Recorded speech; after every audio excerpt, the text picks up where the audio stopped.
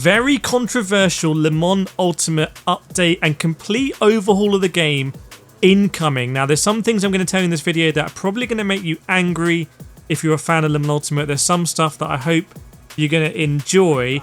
My perspective is that I just enjoy playing Le Mans Ultimate, and there's so many things that frustrate me. And wow, there's some new things that are going to frustrate me. There's some stuff they're fixing. Let's get into it. I'm going to let you know absolutely everything coming to Le Mans Ultimate with this big change. So there's going to be a June update coming to Le Mans Ultimate, and in that they are addressing some of the most sort of like annoying things about the game, basically, or otherwise hotly requested features, depends how you phrase it. And you can see they've been hotfixing the game for a long time, but now it's time for the big ones. Now, if I asked you what are the two most frustrating things with the game be, I bet many of you, like me, if you've seen my videos, will say radar, and also we're going to talk about something else. But let's start with radar. Radar is coming. So Le Mans Ultimate for some reason just feels so claustrophobic when you're driving it. I feel like if you're on triples you have a massive advantage. I feel like it contributes to the chaos that we see online, especially in stuff like the hypercars, LMP2s, where you just don't have that good visibility. Very realistic, but this is the radar. Look, we're going to have an awesome radar. Looks a bit like ACC, doesn't it? And they're going to be actually updating the radar in the future as well, I believe, to really help you with multi-class. So you're going to know by glancing at the radar kind of if there's a faster hypercar coming up behind you, or whether it's an LMP2, or what, you know, is on the other side of a hypercar between, it might be GT3 or something. GT3s we're going to get onto, by the way. The other thing I bet you're frustrated with is race starts. Absolutely chaotic. Still don't like how, unless you do the practice of qualifying and skip it, you don't get put in like class formation. But they have really worked on the race starts, they say, to make it less chaotic. I've been lucky enough to be on pole position online, and it's just a very sort of like experience where I think I'm going to break a load of rules. It doesn't tell me what to do. I want to test this properly and find out if I like it. I don't like the ACC system. I don't like how you can just ghost through everything, and I don't like it. I prefer the iRacing system, so I'll let you know how this is going to be, because as you know, I'm doing a lot of Le Mans Ultimate on the channel. Thank you so much if you're enjoying it. Whether you've got the sim or not, I just hope you're enjoying the racing, because I'm sort of rediscovering a love of sim racing through Le Mans Ultimate. Now, other stuff as well, replays and driver labels in the replays. Not something I've personally missed, but it is something that you need to have if you want to release a fully featured racing game. As we know, Le Mans Ultimate is in early access. Controversially, they're going to be asking you for more money. We will get onto that, but replays should be pretty cool, so maybe you can search other people's replays as well. Obviously the Le Mans Virtual Series is going to be run on Le Mans Ultimate. Max Verstappen racing it last year. He then trashed the game that was on rFactor 2, asked everyone to uninstall it.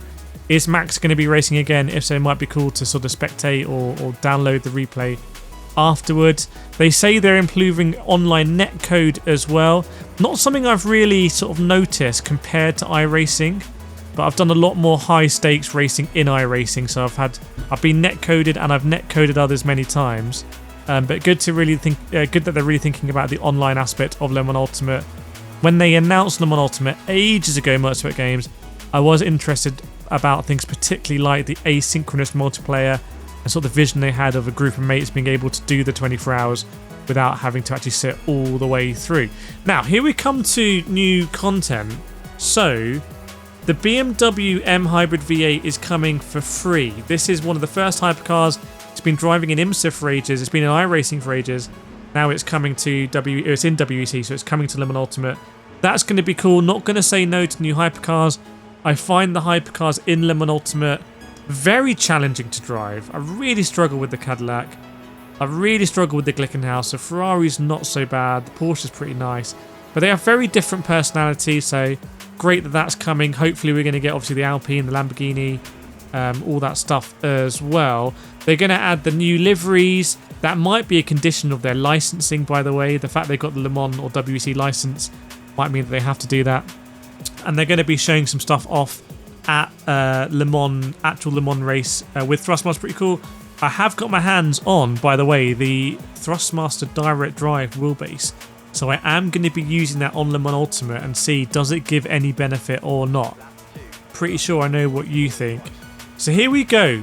DLC. So the hypercar DLC is going to be free, but then there's going to be paid DLC. So tracks are coming to Le Mans Ultimate, but they're going to be paid.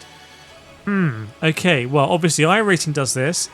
ACC does this. Gran Turismo and Forza don't do this, but they're first-party games.